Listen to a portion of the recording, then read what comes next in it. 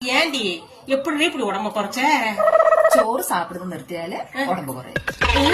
அப்ப நீ சோறே சாப்பிட மாட்டியா? അല്ല, മധ്യാഹ്നത്തില് കൊഞ്ച ചോറ് നിറയെ പൊരിയല്. அப்ப காலையில என்ன சாப்பிடுவ? കാല് ഇഡലി അല്ലെങ്കിൽ ചപ്പാത്തി അല്ലെങ്കിൽ ദോശ. சரி சரி. ராத்திரிக்கு?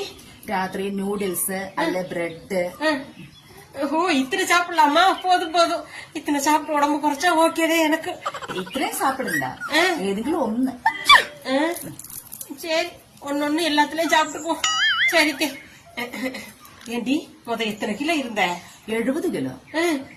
இப்ப எத்தனை கிலோ இருக்க? 10 കിലോ കുറച്ച് 60 കിലോ. 10 கிலோ குறைச்சிட்டியா? நானும் டயட்ல இருக்க போறேன். ஒன்னே மாதிரியே டயட்ல இருந்து நீ எப்படி எல்லாம் சாப்பிட்டியோ அப்படி எனக்கு சொல்லித்தான். நானும் உடம்ப குறைச்சிடுறேன். വേഗം சீக்கிரம் குறையும். நானும் 10 கிலோ சீக்கிரம் குறைச்சி எப்படி புருஷன் முன்னாடி ஷோகேஸா நிக்கணும். முன்னாடி போன் அடிக்குது. உங்க அம்மாவே. അതെയാ, ലൗഡ് സ്പീക്കർ போடு. பேசு. என்னடி சுகர் மாத்திரை வீட்டுல வச்சுட்டு போயிட்ட? ஏற்கனவே சுகர் வந்து 10 கிலோ குறைஞ்சிட்ட. இனி மாத்திரையும் போடல, எலும்பு தூள் மட்டும் தெரியும். பாத்துக்க. ஆமா, ஒழுங்கா வந்து மாத்திரையை போடு. അമ്മ, ഞാൻ പിന്നെ വിളിക്കാം. ശരി ശരി.